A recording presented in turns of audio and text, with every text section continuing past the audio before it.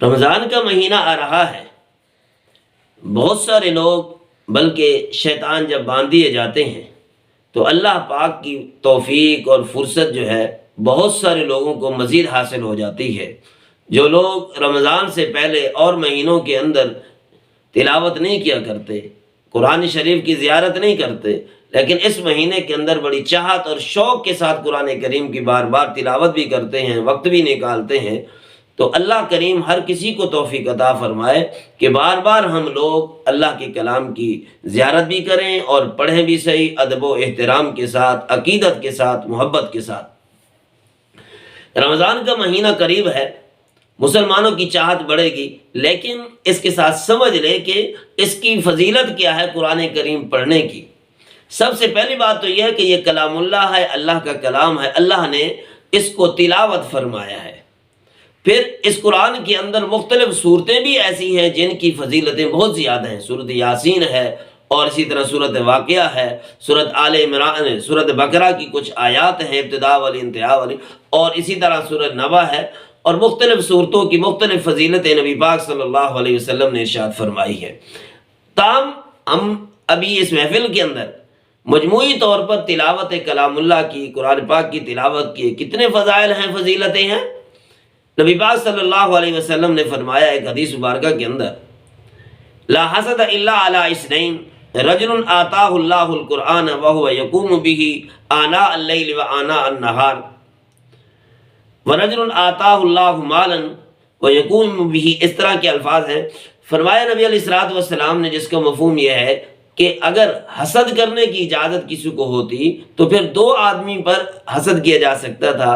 ایک وہ آدمی کہ جس کو اللہ پاک نے قرآن کریم جیسی دولت عطا فرمائی ہے، پھر وہ تلاوت کر کے، قرآن کریم کی زیارت کر کے جتنا ثواب کماتا ہے، تو لوگ اس پر حسد کرتے، اس کو اجازت کہ اس پر تم حسد کرو، کہ اس کا ثواب اتنا زیادہ ہے کہ کوئی آدمی ایک نیکی کرے یا ایک لفظ پڑھے تو اس کے بارے میں اس کو 10 نیکیاں ملتی ہیں عام دنوں کے اندر۔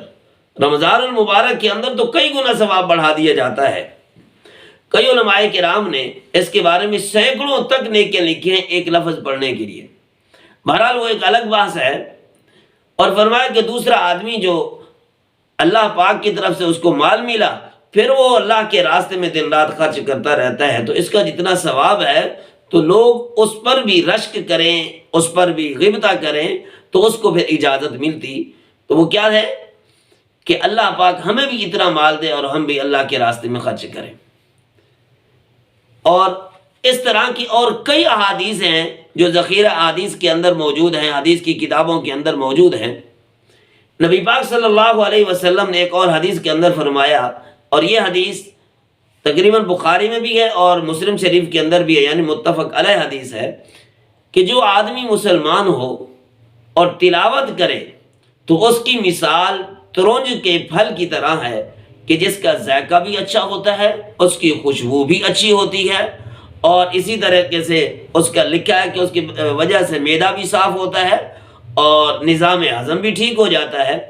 تو جو آدمی بھی تلاوت کرتا ہے، مسلمان ہو، تلاوت کرے اور مومن ہو، تو فرمایا کہ اس کے منہ کی خوشبو بھی ہوتی ہے، اس کے باطن بھی صاف ہوتا ہے، روحانیت میں بھی قوت عطا ہوتی ہے۔ تو جتنا بھی انسان اللہ کے کلام کے قریب جاتا ہے، اللہ کے کلام کی وجہ سے اس کو دین کی طرف رغبت ملتی ہے، دین کے اوپر عمل کرنے کا اس کا جذبہ بڑھتا رہتا ہے۔ باقی جو مسلمان ہو لیکن قرآن کریم کی تلاوت نہ کرے، اس کے بارے میں نبی علیہ السلام نے فرمایا اس کی مثال کھجور کے پھل کی سی ہے کہ اس کی خوشبو تو نہیں ہوتی لیکن ذائقہ اس کا میٹھا ہوتا ہے۔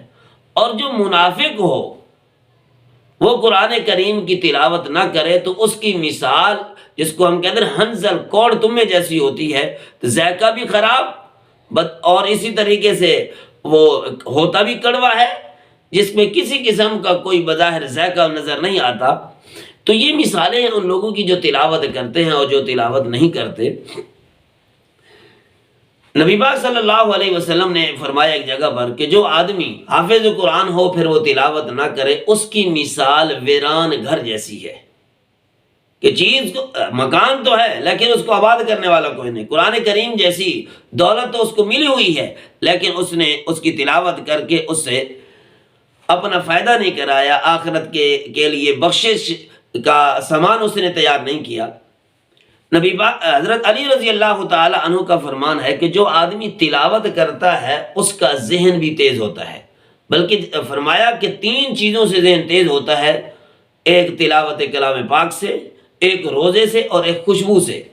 تو کوئی آدمی تلاوت کرے اور خوشبو جسم کو لگا کر کرے اور روزے دار بھی ہو، جس طرح رمضان کا مہینہ آ رہا ہے تو اللہ پاک کی طرف سے کتنی رحمت ہوگی، اس کا ذہن مزید کھلے گا.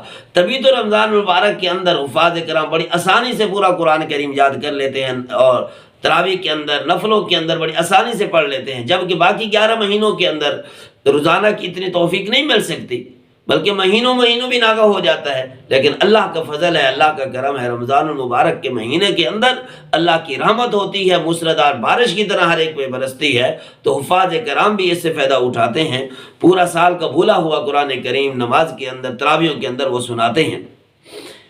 حضرت عبداللہ ابن عمر رضی اللہ تعالی عنہ کی حدیث ہے کہ اللہ پاک حافظ قرآن کو کیا انعام عطا کریں گے یا کیا فرمائیں گے اس کی تلاوت کی وجہ سے.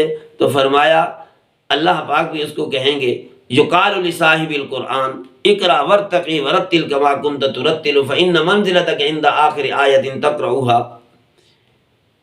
نبی پاک صلی اللہ علیہ وسلم نے فرمایا کہ حافظ قرآن کو کہا جائے گا، لیکن اس سے پہلے ذرا توجہ کریں کہ حافظ قرآن بھی سنے تو اس کو بھی اپنا احساس ہونا چاہیے کہ میری فضیلت کتنی ہے. فرمایا جائے گا اس سے اللہ کی طرف سے کہ تو قرآن کریم کو پڑھ اور جنت کے درجوں پہ چڑھتا جا، اور پھر آہستہ آہستہ پڑھ جیسے دنیا کے اندر تو خوبصورت سے خوبصورت بنا کے پڑھا کرتا تھا.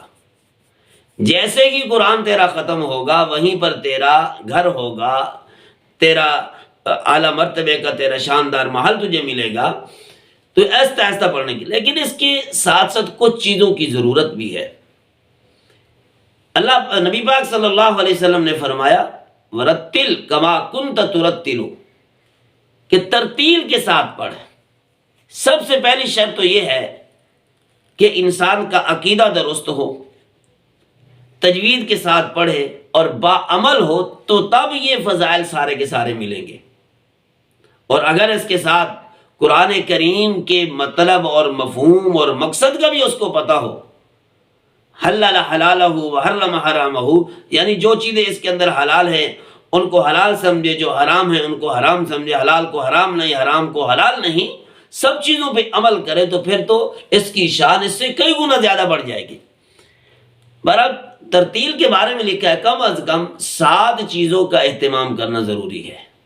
یعنی عقائد کی درستگی کے ساتھ ساتھ، عمل کے ساتھ ساتھ قرآن کریم پڑھنے کے اندر ان 7 چیزوں کا خیال رکھے، جس کا آج کل قرآن کریم کی فضیلت کے باوجود رمضان المبارک کے اندر تیزی سے پڑھنے کی وجہ سے ان چیزوں کا بعض دفعہ خیال نہیں رکھا جاتا. اور خصوصاً وہ لوگ جنہوں نے سادہ لوگوں سے قرآن کریم پڑھا ہے، سادہ اساتذہ سے یا عورتوں سے پڑھا ہے، تو ان چیزوں کا تقریباً خیال ان میں نہیں ہوتا.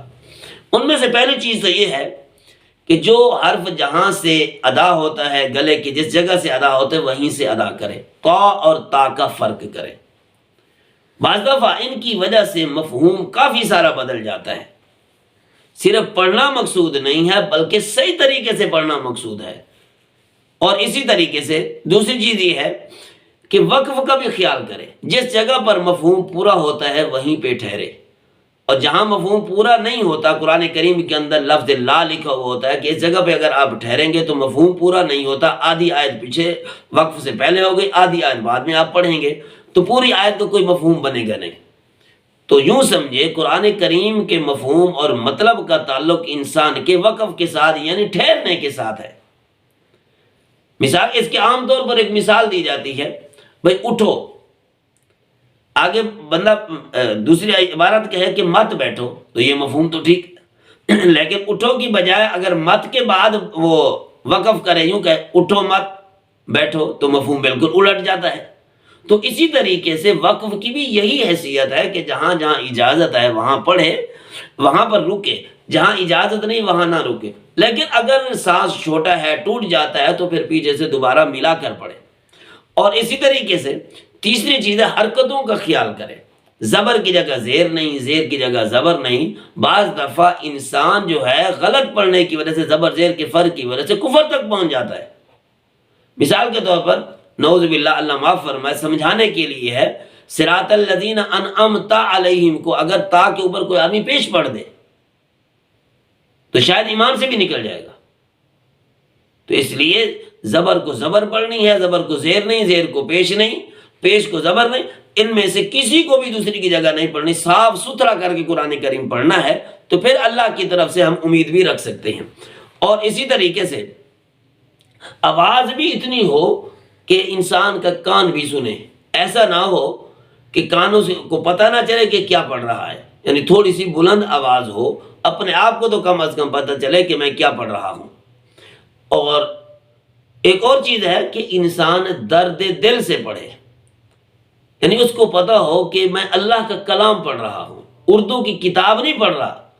بے توجہی سے پڑھیں، یعنی آج کل کا جو زمانہ آیا ہوا ہے، حالات آئے ہوئے ہیں، ایک ہاتھ میں موبائل ہو، دوسرا ایک آنکھ موبائل کی طرف ہو، دوسری آنکھ وہ قرآن کی طرف ہو، تو یہ بے رغبتی اور بے توجہی کی وجہ سے اللہ پاک پھر اس کی فضیلتیں عطا نہیں فرماتے۔ تو اللہ کا کلام بڑا غیرت والا ہے۔ نبی پاک صلی اللہ علیہ وسلم کی حدیث کا مفہوم ہے، اللہ پاک کبھی بیشی معاف فرمائے، کہ قرآن کریم کی مثال، اللہ کے دین کی مثال اس وحشی اونٹ جیسی ہے کہ جس کو اگر چھوڑ دیا جائے، رسی اس کی چھوڑ دی جائے تو پھر ہاتھ نہیں آتا۔ تو اسی طرح کلام اللہ، اللہ کا دین، جو آدمی تھوڑی سی بھی بے رغبتی کرتا ہے تو اللہ کا دین اس کے جسم سے، اس کے اعمال سے، اللہ کا قرآن اس کے زبان سے نکلنا شروع ہو جاتا ہے، پھر بڑی مشکل سے ہاتھ آتا ہے۔ جو آدمی لمبے عرصے تک قرآن کریم نہ پڑھے تو کئی آدمی، کئی حافظ ایسے دیکھیں کہ پھر ان کو ناظرہ پڑھنا بھی مشکل ہو جاتا ہے۔ اس لیے ان چیزوں کا خاص طور پر خیال رکھنا ضروری ہے۔ اور چھٹی چیز ہے شد اور مد کا خیال رکھنا۔ بعض دفعہ اشارے لگے وہ ہوتے ہیں، وہ ایک ٹیڑھی زبر کی طرح ہوتے ہیں، تو اس لفظ کو کھینچنا ہوتا ہے، تو جہاں پہ کھینچنا ہے اس کو نہ کھینچنا، جہاں نہیں کھینچنا اس کو کھینچ لینا، تو اس سے مطلب بہت ہی زیادہ بگڑ جاتا ہے، جس کی وجہ سے بعض دفعہ انسان نیکی کی بجائے گناہ مول لے لیتا ہے۔ تو ان چیزوں کا خیال رکھنا بھی ضروری ہے۔ اور اسی طرح جہاں پر عذاب کا تذکرہ ہے قرآن کریم میں، ان کا بھی خیال کرے، جہاں رحمت کا تذکرہ ہے وہاں پر بھی خیال کرے۔ کیسے بھائی؟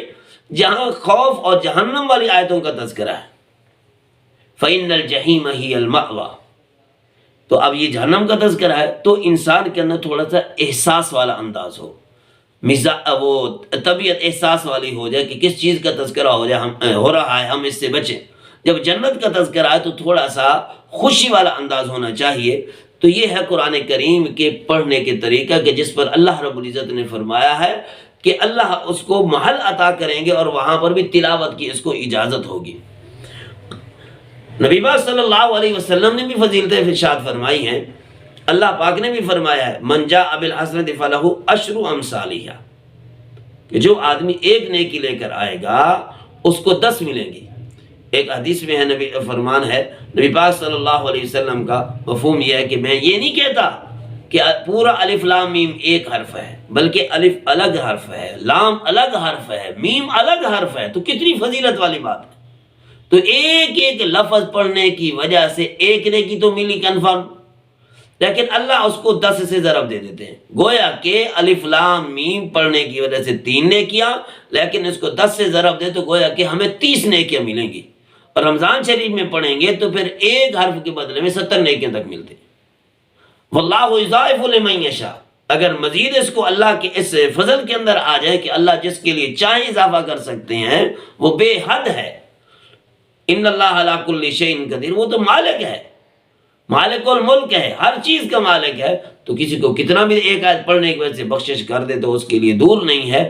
تو بخششوں کا مہینہ آ رہا ہے، فضیلتوں کا، رحمتوں کا، مغفرتوں کا مہینہ آ رہا ہے، اس کی پہلے ذہن سازی کریں، تیاری کریں اپنے آپ کی کہ اللہ پاک ہمیں پورے کے پورے فضائل نصیب فرمائے۔